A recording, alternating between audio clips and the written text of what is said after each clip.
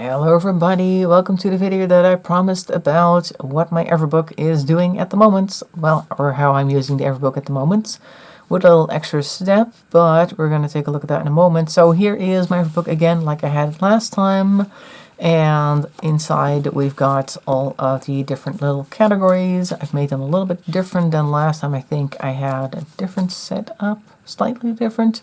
Well, basically the same thing is still happening. Of course, you got your different folders. I got my household management. I got my dog stuff.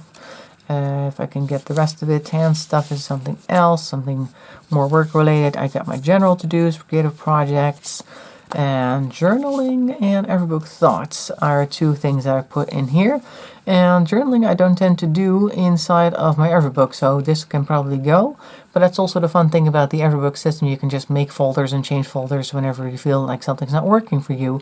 And Everbook thoughts is more like whenever I come up with something like this, for instance, and I'm on the go, I can like write it down over here, and that'll eventually become a to-do that I can do later when I get home, because I do tend to notice that I don't really do anything on the go unless I have a table where I can actually do something. So I'm either at my desk at work, I'm either at home at my desk, at some type of desk, right? Or a coffee shop at a table. I don't do this on the train, for instance. That's just something that I've learned about myself. That's just something that I do not do. But okay, so we got our standard things here, our standard folders that I put to-dos in, because that's something else that I like to do. I like to make to-dos rather than anything like a planning thing. I make lists of to-dos that are kind of like things that I want to get done eventually in the folders themselves. And then what I have done aside from that is when I have, at the start of a week, I grab a little sheet over here from my little sheet stack that I keep inside of the Everbook, and I put that on the front of the Everbook. So I take things from my little folders here, or things that are popping up in my mind, and I go, okay, so this week, what am I gonna do? So this week, let's see, I don't have anything in particular planned right now, but I'll start by putting, oops, not like this. I don't normally write this badly, but today I do. This week, I want to do X, Y, and Z. So then I make myself a list of to-dos that I want to get done within the next 7 days, because I don't really plan things on the days themselves, because that kind of makes it so that I will get disappointed if I say I want to do X, Y, Z on Tuesday. Tuesday rolls around, I don't have enough time or energy, I don't get to the thing, and then it's sitting there like, oh, Tuesday I was supposed to do this, but now it's Wednesday and I didn't do the thing. Then I have to move things around. I hate that. It makes me kind of like depressed, disappointed. Well, not depressed, really. Disappointed that I didn't quite make the thing happen that I thought I was going to do. So what I do instead is I write all my to-dos for the entire week. Then I can figure out exactly when I'm going to do the one thing or the other thing.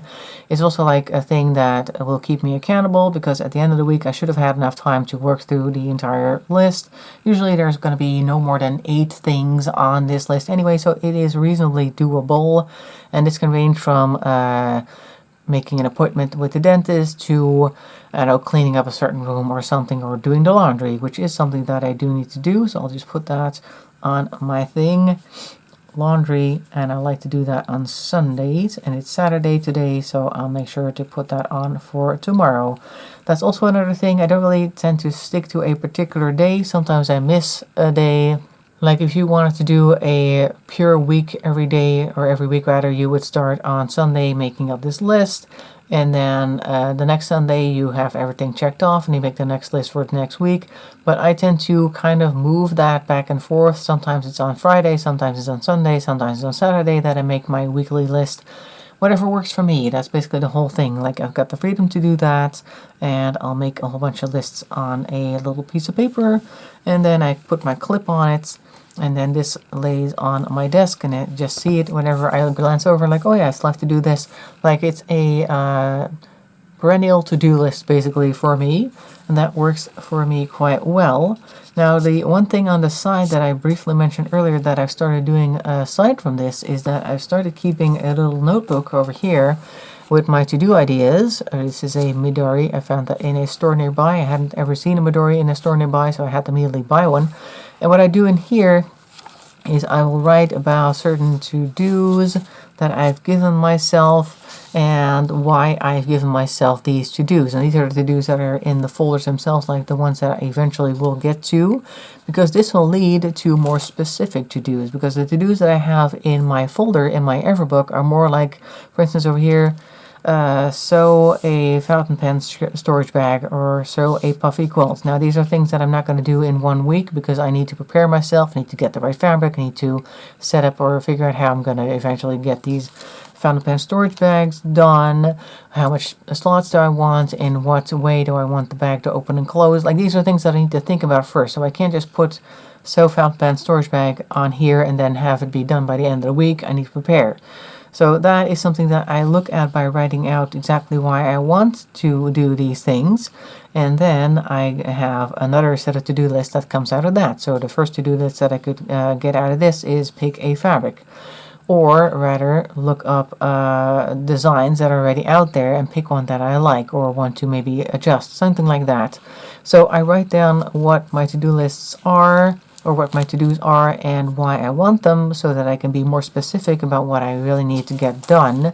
So I can put that in my to-do list next, like the small bite-sized pieces that can actually be picked up in a week are generated by basically looking over what I've written here and then determining how I'm going to reach this goal. So these are basically to-do list goals that I keep track of in a little notebook, just for fun, and also to kind of go through my thoughts on why I want certain things. Like, one of the things that I put in here as well that you saw was sew puffy quilt or something, or the sweater for the dog is also very good. Like, why do I want these things? And a lot of these things are also about being capable of doing things by myself. Like, one of the things that isn't on here, at least wasn't on that page, was to be able to mend and repair my own clothing. Like, why do I want that? Because I want to be able to take care of my own business without having to buy new clothes, etc. And just things like that, just to make myself realize why I want the things that I want, and then generate more to-dos that go into my Everbook, and then eventually end up on my This Week tab on the front of the book itself.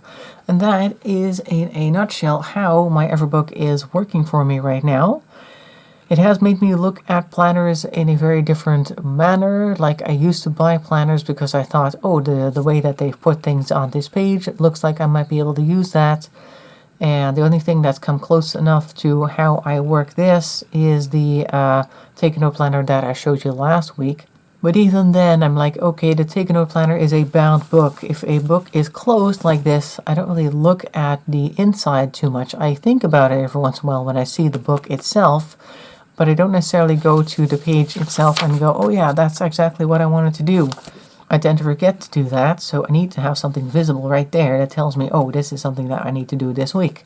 So the only reason why I will be buying planners now is because I really like the paper that's in it, and just I like supporting that particular brand or something. Other than that, I really don't need any other planners. I just need this. I need a good type of paper that I enjoy writing on, and occasionally I'll journal about things just to get my mind moving and generating more to-dos that'll eventually help with improving things in the long run. So that is it. That is the entire thing. Hope you found that interesting. I think it's going to be a fairly short video, but sometimes you don't need to be too long, too wordy in order to get the idea out. Let me know what you think about it. Are you using any type of Everbook-like setup? Are you using a different type of setup that really works for you? Would you like to share about that? Make sure to put that in the comment section below. And I hope to see you in the next video. Thanks for watching, and bye-bye for now.